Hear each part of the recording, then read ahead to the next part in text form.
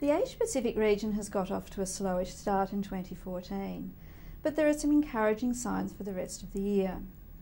On the economic front, government policy in the region's three biggest economies is being closely watched.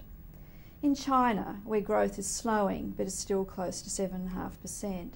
In Japan, with its massive stimulus program and recent sales tax hike. And in India, where the results of the general election may herald greater prospects for that country. In the last couple of years, the major real estate theme has been the disconnect between the leasing and investment markets. Corporate demand for space has been subdued, while abundant liquidity has driven up investment activity. This disconnect has been reflected in office rental and capital value movements, with a large gap opening up between the two. In the latest quarter, we've had some evidence that this gap may start to narrow soon. Leasing activity has picked up in several markets, while average rental growth accelerated and was the fastest for 2 years. Over the last year, Jakarta and Singapore have seen the highest rental growth, while rents in Beijing and the Australian markets have fallen.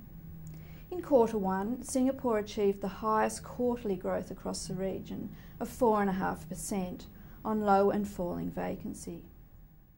Capital values have continued to outpace rents in most markets. One of the markets we expect to outperform this year in terms of pricing is Tokyo. And the reason for thinking that is the continued strong investment in Tokyo real estate. Indeed, in Q1, Tokyo saw the highest volumes of any city globally.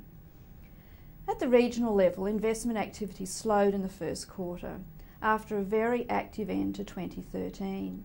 However, investor sentiment remains strong, and we still expect that this year will be another record year for AP investment volumes, up around 10% on last year.